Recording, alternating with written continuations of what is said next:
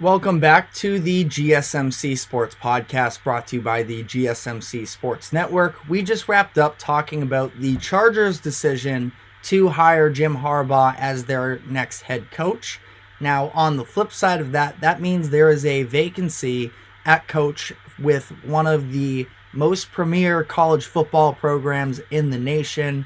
So, next we're going to be talking about what does Harbaugh's departure mean for college football across the nation. And I think that for starters, you have to look at the Big Ten here, because if you are talking about Michigan football, you're talking about Ohio State football as well. The two just go hand in hand. We obviously know how much weight there is around those matchups specifically. And, you even look at Harbaugh's stint here with Michigan. He won no less than 8 games through each season with Michigan in full years, of course, that is, not counting the 2020 COVID season. But at least 8 wins every year while he was there. But people were calling for his job very early because of the inability to beat Ohio State. He lost his first 5 matchups there, and as a result, a lot of people were unsatisfied with the job he was doing there just because there was that much baggage that comes with that matchup alone. And really, if you look at Michigan versus Ohio State for the greater part of the 2000s, it has been Ohio State sort of on top, at least in the college football playoff era. And Michigan and Harbaugh sort of had these expectations that they were supposed to be better than that, even though recent history would sort of say that that wasn't the case. And at the time, Urban Meyer was at Ohio State, if I'm not mistaken, because obviously I'm trying to remember back on the timeline specifically of when Urban Meyer was being dismissed from Ohio State. It was during the 2018 season. I know that Ryan Day ended up taking over as acting head coach before being named full-time head coach in that year. So, if I'm not mistaken, Harbaugh never beat Urban Meyer during his tenure there at Michigan in those one-on-one matchups. It was only when Ryan Day came, and Day won the first couple, but it was only then that Michigan was able to sort of get that one up on Ohio State. So, all of this to be said, if Harbaugh was succeeding as much as he was, and his job was on the line, what does that mean for Ryan Day going forward? Because he, like Harbaugh, has now had some good performances in the college football playoffs. He's had some good teams, really successful seasons, but coming off of 3 straight losses in this matchup is going to have, for sure, the Ohio State boosters and some of the fan base sort of chattering about, does he need to go? Is he the problem? And while I don't think that's totally fair, that is just the sort of cycle that goes on with this specific matchup. So I think that Ryan Day has a ton of pressure under him now to win this, because if you're going to come out and you're going to lose to whoever this next head coach is for Michigan, I think that he could maybe be seeing his way out if he doesn't win these matchups, especially this upcoming year. I think that Penn State also has a lot of pressure under them because they've been a good program the past couple years, but their only 4 losses have come to Ohio State and to Michigan. So Penn State's sort of the little brother in this situation. It's Michigan and it's Ohio State. Those are the big 2. Penn State sort of floats around this area where we know they can be a good program, but they don't really have the respect of those other 2 until they earn it themselves. And they just have not at this point. They are 14-0, I believe, against every other team other than Ohio State and Michigan during the course of the past 2 seasons. They were thought to have a quarterback in Drew Aller. He had a little bit of a disappointing season in a lot of people's eyes, in my eyes at least. And, it's only going to get more difficult for them and for Ohio State as well. But that sort of brings me into this next part of the conversation where the Big Ten is expanding. They are adding in some new teams following the league realignment and the loss of the Pac-12. USC, UCLA, Oregon, and Washington will all be joining the conference. So it will be just that much more contested in these years to come. So before I fully get into what is this going to look like across the league and across college football as a whole, hitting on some candidates for the next Michigan head coach. I think that the favorite at this point should be Sharon Moore. He was the offensive coordinator with Michigan for the past few seasons. He coached the team as somewhat of the acting head coach when Harbaugh was dealing with his in-season suspension. He was a finalist for the Top Assistant in the Nation award in the past, so he has a lot of credentials behind him. He's familiar with the locker room and with the program. I think that he makes the most sense for the position. If you are going to be any sort of critical, I think that, not even critical necessarily, but he's just 37 years old. I feel like, and I don't have any statistics to back this up, I feel like college football isn't quite on the same developmental path as the NFL is. The NFL has been much more prone to hiring younger coaches in recent history. College football, I think, is maybe just a step behind, and maybe that's just a matter of the top coaches in college football have all been a little bit older. So we're still sort of waiting for this new young guard to fully kick in.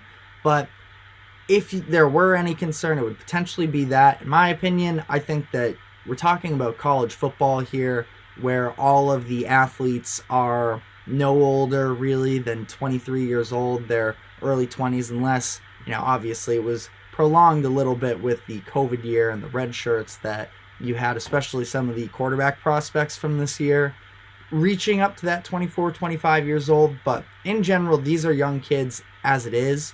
I don't think that that's a real concern for me. I would endorse Sharon Moore to be Michigan's replacement as head coach, but I obviously have no say in this. So he is one candidate for it. I think that it becomes especially so considering that, the coaching carousel has taken place a lot already as far as college coaches here, because there was this holding out of Harbaugh. Is he going to come back, or is he going to make the leap to the NFL? And while I think that a lot of us knew that he was going to be looking for an NFL job, Michigan still had hope for themselves that they were going to be able to retain Harbaugh, because why wouldn't they? You sort of, at that point, have to do what you at least can to try and convince him to stay. He just led you to a college football playoff national championship, so it makes sense why they were hesitant. And if they had any sort of a chance, they would have been killed if they were actively trying to look for that next head coach while also asking Harbaugh to stay, which is another reason why I think that Moore makes sense for them. But if they were to look outside of the building, I think that you have a couple examples. You have Kansas's head coach, Lance Leipold. He really has turned around this Kansas program that was 0-9 in the season going into when he took over for them. He's brought them to back-to-back bowl appearances. He's had them ranked in each of the past two seasons while they fell out 2 years ago. They did finish in the top 25 this year at 23. So Kansas football has never really been a real prominent program, but Leipold has done pretty good work in these past couple seasons to get his name in consideration for a position like this. And then the other sort of realistic, possibly, other head coaching name would be Minnesota's PJ Fleck. Now, Fleck's stock is a little bit down this year because Minnesota wasn't quite as good as they've been in the past. They were 6-7 this season, and in the past, he has been a lot better. He's led them to at least 9 wins in 3 of the past 4 full seasons, again, excluding that 2020 COVID-shortened season. So, Fleck has had success in the past. Again, this maybe would be a weird time for him to get the head coaching job, but I think that his overall body of work is pretty impressive. So, I don't think that it would be a disaster hire in any sorts. And then really outside of that, again, because we've seen so many of these hot younger guys already commit to coaching elsewhere, there are a couple home run swing names that you can throw out for this. I know that a couple of these names were linked to Alabama and maybe had some Alabama history within their coaching and playing career, but Dabo for Clemson, I mean, I think that after all of this preaching about homegrown and don't leave in the transfer portal, you'll get your chances, we're not going to bring other guys in the transfer portal, I think that it would be a surprise if he then turned and left. Brian Kelly for LSU, I think that, again, a newer hire for LSU, got a big contract. He just lost his quarterback, and his number 1 receiver. He's leader on the defense as well with Perkins. So I think Perkins is declared. Don't quote me on that, but there's going to be a lot of turnover with LSU this year. I think that if there were sort of a chance to move on to a program like Michigan, now LSU is obviously no slouch either, but these names I'm throwing out here are really just for the sake of fun talking points, but also just the fact that Michigan is a very significant brand within the college football world. Last name I had down was Mike Norvell with Florida State. I think that he probably feels like there's unfinished business there, coming off of their undefeated season this past year and still being left out of the college football playoffs, but loses Jordan Travis, that leader. If he feels like there's maybe not quite as much room to grow in that conference in the ACC, and that maybe upgrading to a Big Ten would help get him some more recognition, I think that there's an argument for it. But again, I think these are more so just sort of home run names that there's probably not an extreme likelihood of it happening, but I just thought that, again, I'd name some of these names for the sake of it, because right now the focus within Michigan has been keeping Harbaugh. Now that that's no longer on the table, they are sure to be kicking the tires on some of these names, or at least try to. So that is all the time we have right now on the Harbaugh effect on college football. On the next segment, we are going to be transitioning to some NBA, where last night we continued on with this NBA Rivals Week, and we got a dominant performance from the Phoenix Suns, who seem to be really coming along strong. So we are going to be asking the question whether or not they've turned the corner when we come back on the other side. Please stick with us.